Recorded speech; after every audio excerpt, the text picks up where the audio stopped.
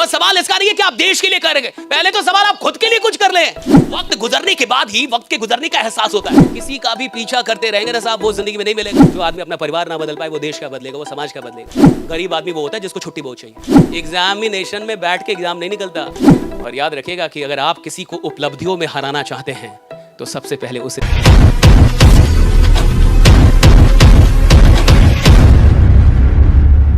एक कहानी सुन लीजिए, मैं ज्यादा टाइम नहीं लूंगा। राइट, एक बड़ी इंटरेस्टिंग स्टोरी इसे सुनिए। हरियाणा के अंदर एक बच्चे का जन्म होता है और उसका जन्म होता है, वो 3 बहनें उसकी पहले से थी, वो चौथा, यानी परिवार में 4 बच्चे हो गए, 3 बहनें और 1 भाई। उसके पिताजी एयरफोर्स में नौकरी करते थे, सब कुछ बढ़िया चल रहा था। जब वो बच्चा 7 साल का होता है तो एक बहुत दुखद समाचार उसके घर पे पहुंचती है कि उसके पिता जो एयरफोर्स में थे उनकी किसी बीमारी के चलते निधन हो जाती है। तो 7 साल का जब वो बच्चा था तो उनके पिता का निधन हो जाता है। और पिता का निधन मतलब यानी जिंदगी ने आपसे एक बहुत बड़ी चीज छीन ली। जिन लोगों के पिता नहीं है वो जानते इस बात को। तो जिंदगी ने एक बहुत बड़ी चीज, एक बहुत बड़ी शक्ति छीन ली। 7 साल का वो बच्चा और पिता का साया जिंदगी ने उसके सर से छीन लिया। मां 3 बच्चियां, 1 बच्चा। राइट, मां उनको कैसे भी करके पालती है, पोसती है, बड़ा करती है। और बच्चा पहुंच जाता है इंटरमीडिएट में। बहुत सारे लोग यहां होंगे जो इंटरमीडिएट में होंगे। और वो कॉमर्स की पढ़ाई कर रहा था, सब कुछ बढ़िया चल रहा था। और 2000 लगभग 14 या 15 में जब वो कॉमर्स का ट्यूशन करके घर लौट रहा था अपनी बाइक से, तो एक शाम उस शाम उसका रोड एक्सीडेंट होता है।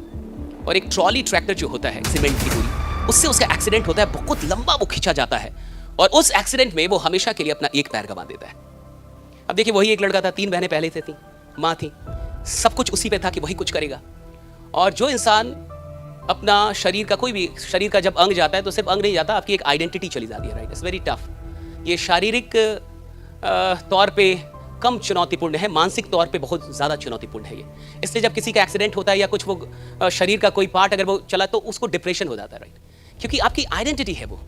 तो जब वो पैर चला जाता है उसका और वो हॉस्पिटल के बेड पे होता है तो उसकी माँ रोती रहती है। तो वो अपनी माँ से कहता है कि माँ तुम रो मत, मैं तुमको जिंदगी की हर खुशी ला के दूंगा। हरियाणा का वो बच्चा, और वो उस समय हॉस्पिटल के बेड पे भी माँ को समझाता है कि तुम रो मत, मैं तुमको जिंदगी की हर खुशी ला के दूंगा। फिर आगे चल के जब वो 2016 में पुणे में जाके उसका एक एस्थेटिक लेग यानी नकली पैर लगते हैं। और उसके बाद वो सोचता है कि मुझे करना क्या आप जिंदगी में, और वो चुनता है स्पोर्ट्स को, खेल को। और खेल में भी जैवलिन थ्रो जो होती है, जैवलिन थ्रो, राइट, आप जानते हैं, अभी तो पेरिस ओलंपिक भी चल रहा है। जैवलिन थ्रो को चुनता है और वो मेहनत करना शुरू करता है। 2018 में वो एक प्रतियोगिता में हिस्सा लेता है जहां वो 5वें नंबर पे आता है। फिर 19 में एशिया लेवल पे कंपटीशन होती है जहां वो सिल्वर लेके आता है। फिर पैरालंपिक का एक वर्ल्ड चैंपियनशिप होता है, वहां वो लेके आता है सिल्वर। और 2020 टोक्यो ओलंपिक में वो भारत के लिए गोल्ड मेडल लेके आता है। सुमित अंतल, उस लड़के का नाम है सुमित अंतल। उनके साथ हादसा किया, को छीन लिया, लेकिन फिर भी उस चुनौती को स्वीकार करके वो भारत के लिए गोल्ड लेके आए। आज ईश्वर ने हमें सब कुछ बढ़िया दिया है, बढ़िया माँ बाप, अच्छा शहर, अच्छा कोचिंग, अच्छे गुरु, सारी अच्छी व्यवस्था, और फिर भी हम काम ना करें, हम अभागे हैं साहब। फिर भी हम मेहनत ना करें, हम अभागे हैं साहब। और सवाल इसका नहीं है कि आप देश के लिए करेंगे, पहले तो सवाल आप खुद के लिए कुछ कर लें। देश के लिए तो बहुत बड़ा है सोचना कि मैं देश के लिए कुछ बड़ा कर पाऊं, मैं समाज के लिए। पहले तो आप अपने लिए ईमानदार हो जाएं कि मैं खुद को बढ़िया बना लूं, जैसा हूं वैसा ना रहूं, खुद को बदल लूं इस पटना में आके। और अगर मैं आइडियलाइज में हूं तो मैं अपनी पढ़ाई को, अपनी चीजों को आगे लेके जाऊं, कुछ अच्छा करूं। आप पिछले देखिए, और आपके पास बहुत टाइम नहीं होता, जब इंसान पढ़ाई कर लेता है ना तब पछतावा होता है साहब। अभी नहीं होगा, बाद में होता है।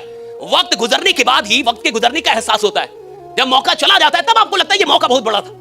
तो जब जिंदगी आपसे मौका छीन लेगी तब आपको लगेगा कि मुझे उस समय पढ़ लेना चाहिए। और किसी का भी पीछा करते रहेंगे ना साहब, वो जिंदगी में नहीं मिलेगा। जब आप जिंदगी में खुद पे मेहनत करेंगे, एक दिन दुनिया आपका पीछा करती है। आप जहां जाते लोग आपसे मिलना चाहते हैं। Right, people want to meet you, people want to see you. Right, people want to have clicks with you. Right, it's all about working on yourself. जब आदमी खुद पे मेहनत करता है ना साहब, तो जो चीजें उसे नहीं भी मिलनी थी वो भी मिलती है, जिसको नहीं भी आना था वो भी आता है। It's all about working on yourself. तो एक बात याद रखिएगा, आज आपके पास पटना में और बहुत बड़ा टाइम भी नहीं होता। मुझे नहीं पता आप कैसे परिवार से इधर आए और क्या आपके पिताजी और माँ की उम्मीदें हैं, लेकिन मुझे इतना पता है कि भारत का, बिहार का जो एक पिता होता है, उसकी उम्र अगर 50-60 साल है या 55 साल उसकी उम्र है, तो वो 12 घंटे काम कर रहा है साहब। आपके पिताजी 12 घंटे मेहनत कर रहे होंगे, 12 घंटे। तो अगर मेरे पिता 12 घंटे मेहनत कर रहे हैं और मैं 12 घंटे सोऊं, दोनों चीजें सही नहीं है साहब। आपके पिताजी 12 घंटे काम कर रहे हैं कि आपको कोई तकलीफ ना हो, आपको कोई कष्ट ना हो, आपको कोई परेशानी ना हो। और वही बच्चा आके यहाँ 12 घंटे सोए, आके यहाँ 14 घंटे सोए, काम ना करे, मेहनत ना करे, आप बेईमानी। और सवाल इसका नहीं है कि मैं टॉपर हुआ कि नहीं, सवाल इसका नहीं है कि मुझे दुनिया में नंबर 1 होना है, सवाल इसका है कि मुझे अपनी जिंदगी का नंबर 1 होना है कि 2024 में मैं वो इंसान हूं जो कभी नहीं था। मैं नंबर 1 हूं 2024, मैं अपनी जिंदगी का नंबर 1 हूं। अगर मेरी उम्र 20 साल है, 20 साल का नंबर 1 आदमी मैं हूं। अगर 21 साल में 21 साल में ये नंबर 1 हूं, और अगर मैं ये भी नहीं कर पा रहा तो मैं बहुत पीछे हूं, और जमाने में कंपटीशन बहुत ज्यादा है। अगर आपको कंपीट करना, आगे आना है, तो आपको कभी ना कभी तो ईमानदार होना होगा साहब। अगर आप ईमानदारी नहीं लेके आ पाए, और यहाँ पे एक तो आइडियलाइज एक ही लाइन है भैया, honesty is the best policy. हर जगह honesty is the best policy, लेकिन ये ऑनेस्टी इतनी महंगी चीज है कि आप सस्ते लोगों से इसको उम्मीद ही नहीं कर सकते। This is so costly, this is so priceless. आप कितने ईमानदार हैं अपने एफर्ट्स में, ये देख लीजिएगा कि आपकी ईमानदारी कितनी है। लास्ट में एक बात बताता हूं, 2007 में एक आदमी ने दुनिया के सामने आके ये कहना शुरू किया, दुनिया की मीडिया को, कि मैं 2008 की ओलंपिक में वर्ल्ड रिकॉर्ड बनाऊंगा और 36 साल पुराना रिकॉर्ड तोड़ दूंगा। 36 साल पहले एक रिकॉर्ड बना था जब एक आदमी ने 7 गोल्ड मेडल जीते थे एक ही ओलंपिक। तो उसने कहा कि 2008 की बीजिंग ओलंपिक में मैं 8 गोल्ड मेडल जीतूंगा, और साथ में उसने बोलना शुरू कर दिया दुनिया की मीडिया के सामने। तो मीडिया ने समझा ये बड़ा एरोगेंट है, बड़ा घमंडी आदमी है, राइट, कैसे तोड़ेगा। और 8 गोल्ड मेडल क्या मजाक है, एक देश लेके नहीं आ पाता, एक देश लेके एक आदमी 8 गोल्ड मेडल एक ही ओलंपिक में। और 2008 की बीजिंग ओलंपिक से लगभग 11 महीने पहले शायद उसकी कलाई की हड्डी टूट गई, और वो था स्विमर, तैराक था। तो डॉक्टर ने कहा कि 14 दिन आपको पानी से बाहर रहना है, और उनका कहना है कि अगर एक एथलीट जो तैरता है वो एक दिन पानी में ना जाए तो उसका शरीर 2 दिन पीछे हो जाता है, यानी 2 दिन वो पीछे हो जाएगा। तो 14 दिनों तक उसने क्या किया कि स्टेशनरी बाइक आती है, आपने जिम में देखा होगा, जो लोग बैठ के और वो बाइक चलाते हैं, वो 3 घंटे बाइक चलाता था, 3 घंटे कंटिन्यूअसली, 14, ताकि एंड्योरेंस लेवल बना रहे शरीर का।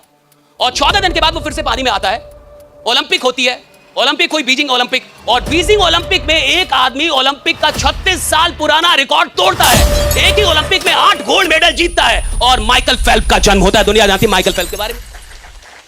तो माइकल फेल्प्स से पूछा गया कि आपने ये कैसे कर दिया, how did you make this possible, right. 36 साल से कोई रिकॉर्ड चले, यानी उसमें दम होगा साहब। 36 साल दुनिया में कोई रिकॉर्ड ना टूटे, दम होगा साहब उसमें। और 36 साल के बाद कोई आदमी आके तोड़ दे, और एक साल पहले बोल के कि मैं तोड़ूंगा, एक साल पहले बोल के कि मैं 8 गोल्ड मेडल, अरे भैया बहुत बड़ी बात है। इधर तो आदमी जल्दी बोल नहीं पाता कि मैं एग्जाम निकाल दूंगा, कहता देखेंगे, बोल नहीं पाता मैं अंग्रेजी बोल लूंगा, सोचेंगे। भैया वो आदमी बोल रहा 8 गोल्ड मेडल लेके आऊंगा, क्यों। उससे पूछा कि आपने किया क्या, उसने कहा कि मैंने 4 साल तक, अब गौर से सुन लीजिए, राइट, इससे पता चल जाएगा कि आप जिंदगी में जाएंगे कहाँ। देखिए, सबकी अपनी जिंदगी है, सबके अपने माँ बाप हैं, सबका अपना परिवार है। देश का आप बदलेंगे, अगर जो आदमी अपना परिवार ना बदल पाए वो देश का बदलेगा, वो समाज का बदलेगा। आपके माँ बाप भैया आपकी जिम्मेवारी है। जिस आदमी ने सचेत होना है, जागना, वो जाग जाता है साहब। जिसको जागना ही नहीं है वो सोया ही रहेगा। सवाल इसका है नहीं कि आज तक आप क्या थे, सवाल इसका है कि आज के बाद आप क्या बनेंगे। सवाल इसका है नहीं कि आज तक मैंने क्या गलतियां की, सवाल इसका है कि आज के बाद गलतियां छोड़ूंगा कि नहीं। सवाल इसका है नहीं कि आज तक मैं कैसा आदमी था, सवाल इसका है कि आज के बाद बनना क्या चाहता हूं। कभी भी आदमी जागता है, कहीं से जागता है, कहीं से सुधरता है, उसकी शुरुआत कहीं से भी हो सकती है। सवाल इसका है कि आज के बाद भी आपको वैसा ही रहना जैसे रह गए आप, आज तक भी वैसे ही आगे भी रहना, या आप कुछ बदलेंगे अपने आप को। आपकी जिंदगी, आपके माँ बाप आप जाने, आपके भाई बहन आप जाने, जिसको जो करना है करता है साहब। आप पटना है, सब नहीं आए, ये मौका आपको बार बार जीवन में नहीं मिलेगा, ये याद रखिएगा। अब एक बात समझिए, उससे पूछा गया, उसने कहा कि 4 साल, गौर से सुन लीजिए, कान खोल के, दिमाग खोलिए, कहा कि 4 साल तक बिना एक दिन छुट्टी लिए, जब अमेरिका में 25 दिसंबर को पूरा अमेरिका छुट्टी मनाता था, उस दिन भी, यानी क्रिसमस के दिन भी, उस 25 दिसंबर को भी मैं अकेला प्रैक्टिस करता था, 10 से 12 घंटे पानी में रहता था और तैरता था। 4 साल बिना एक दिन छुट्टी लिए, फिर से सुनिए, 4 साल बिना एक दिन छुट्टी लिए, और मैं एक दिन 10 से 12 घंटे पानी में था। 4 साल बिना एक दिन, फिर से बिना एक दिन छुट्टी लेकर आप और मैं आते, एक दिन में क्या जाता है। अरे मैं 364 दिन काम कर रहा हूं, एक दिन ना भी करूं तो क्या जाता है, हम तो यही सोचेंगे ना। वो कह रहा है कि क्रिसमस के दिन अमेरिका छुट्टी मनाता था, मैं पानी में रहता था, मैं प्रैक्टिस करता था। 4 साल बिना एक दिन छुट्टी लिए। आपको बात समझ में आ रही? 4 साल बिना एक दिन छुट्टी लिए। गरीब आदमी वो होता है जिसको छुट्टी बहुत चाहिए, जिसको बहुत छुट्टी चाहिए ना, गरीब आदमी होता है। असफल आदमी को छुट्टी चाहिए, असफल आदमी को आराम चाहिए, गरीब आदमी को आराम चाहिए। गरीब आदमी सिर्फ छुट्टी मांगेगा, और उसके लिए वो बॉस भगवान होता है जो छुट्टी दे दे। जिस आदमी को रिकॉर्ड बनाने हो, जिस आदमी को लीजेंड बनना होता है ना साहब, उसको छुट्टी से नफरत होती है, राइट, उसको आराम से नफरत होती है, उसको काम चाहिए साहब, उसको वो प्रैक्टिस। और याद रखिएगा, चैंपियन खेल में नहीं बनते, चैंपियन मैदान में नहीं बनते, चैंपियन मैदान में उतरने से पहले बन जाते हैं। चैंपियन मैदान में पैदा होता है नहीं साहब, चैंपियन अभ्यास में पैदा हो जाता है। 2008 में जब माइकल फेल्प्स ने बीजिंग ओलंपिक में 8 गोल्ड मेडल जीता, उससे पहले बोल दिया था, वो साथ में बोल रहा था मैं जीतूंगा। 8 में तो दुनिया ने देखा, 7 में तो वो जानता था कि मैं बन रहा हूं। दुनिया ने 8 में देखा, मैदान में चैंपियन पैदा नहीं होते, चैंपियन खेल शुरू होने से पहले पैदा हो जाता है कि मैं चैंपियन हूं। खेल शुरू होने से पहले वो जानता है मैं खेल बदल दूंगा, वो जानता है मैं खेल में आऊंगा सब कुछ बदल दूंगा। उसको पता होता है साहब, एग्जामिनेशन में बैठ के एग्जाम नहीं निकलता, जिसका एग्जाम निकलना होता है वो पहले जानता है कि मैं एग्जाम निकालूंगा। जिसको जिंदगी में आगे जाना होता है ना, वो अभ्यास में बता देगा कि मैं कहां जाऊंगा, राइट। और 2007 में माइकल फेल्प्स ये बात क्यों बोल पाया? क्योंकि वो 4 साल में एक दिन छुट्टी नहीं लिया था। उसको पता था कि मैंने मेहनत की है। और याद रखिएगा कि अगर आप किसी को उपलब्धियों में हराना चाहते हैं तो सबसे पहले उसे मेहनत में हराइए, राइट।